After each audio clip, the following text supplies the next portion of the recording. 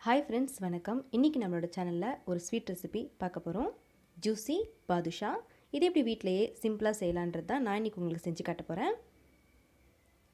first ஒரு பவுல்ல ஒரு கப் மைதா எடுத்துக்கலாம் கூடவே 1/4 ஸ்பூன் பேக்கிங் சோடா அப்புறம் கொஞ்சமா salt ரொம்ப salt சேர்க்க கூடாது சும்மா pinch of salt இருந்தா போதும் இத பெசரி விடுறதுக்கு ஒரு ஸ்பூன் நெய் ஃபர்ஸ்ட் இந்த நெய் எல்லாத்தையும் மாவை கலந்து விட்டுறலாம் நீங்க நெய்க்கு பதிலா எண்ணெய் பட்டர் கூட யூஸ் பண்ணலாம் பட்டர் வந்து நீங்க யூஸ் பண்ணும்போது கொஞ்சம் பாத்துக்கணும் ஏனா ரொம்ப பட்டர் அதிகமாயிருச்சுனா பாதுஷா வந்து எண்ணெயில போடும்போது பிரிஞ்சு வந்துரும் இப்போ கொஞ்சம் கொஞ்சமா தண்ணி விட்டு நம்ம மாவு வந்து பிசைஞ்சு எடுத்துக்கலாம் மாவு ரெடி ஆயிடுச்சு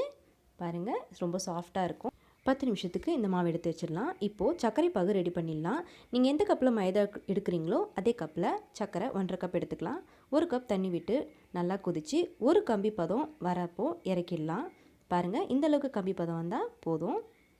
கூட ஏலக்காய் தட்டி போட்டு அந்த பாகு திரிஞ்சிர கூடாதுன்றதுக்காக கொஞ்சமா எலுமிச்சை பழம் ஜூஸ் விட்டுக்கலாம் நல்லா கலந்து விட்டுருங்க இப்போ அந்த மாவு எடுத்து குட்டி குட்டி ரவுண்டா வந்து நம்ம உருட்டி எடுத்துக்கலாம் நம்ம சின்னதா பாதுஷா இந்த மாதிரி ரெடி பண்ணாதான் நமக்கு எண்ணெயில போட்டு வரும்போது கொஞ்சம் புஸ்ஸுன்னு வரும் சோ இத லைட்டா வந்து உருட்டிட்டு சென்டரா ஒரு புஷ் பண்ணிக்கங்க ரொம்ப அழுத்தி உருட்ட கூடாது சாஃப்ட்டா தான் உருட்டணும் இப்போ நம்ம பாதுஷா ரெடி ஆயிடுச்சு ஒரு கடாயில எண்ணெய் ஹை ஃப்ளேம்ல வச்சு லோ ஃப்ளேம் ஆக்கி இந்த மாதிரி எல்லா பாதுஷாவும் எடுத்துக்கங்க நான் 1 கப் மைதாக்கு எனக்கு 5 பாதுஷா வந்திருக்கு இது நல்லா கோல்டன் கலர்ல வந்ததுக்கு அப்புறமா நம்ம வந்து எடுத்துறலாம் பாருங்க எப்படி புரிஞ்சி நல்லா புஸ்ஸுன்னு வருதுன்னு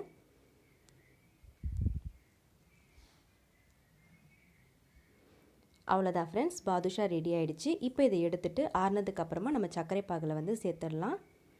ரொம்ப டீப் ஃப்ரை பண்ணிடாதீங்க கிறிஸ்பி ஆயிட்டு உள்ளெல்லாம் வேகாம ஆயிடும்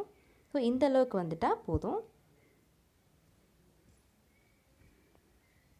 நம்ம பாதுஷாவை வந்து சேக்கும்போது லைட்டா அந்த சர்க்கரை பாகை வந்து ஹீட் பண்ணிக்கலாம் அப்பதான் அந்த ஜூஸ் வந்து ஃபுல்லா பாதுஷால வந்து இறங்கும்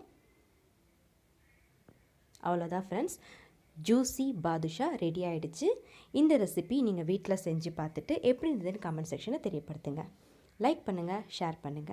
மறக்காம என்னோட சேனலை சப்ஸ்கிரைப் பண்ணுங்க Thank you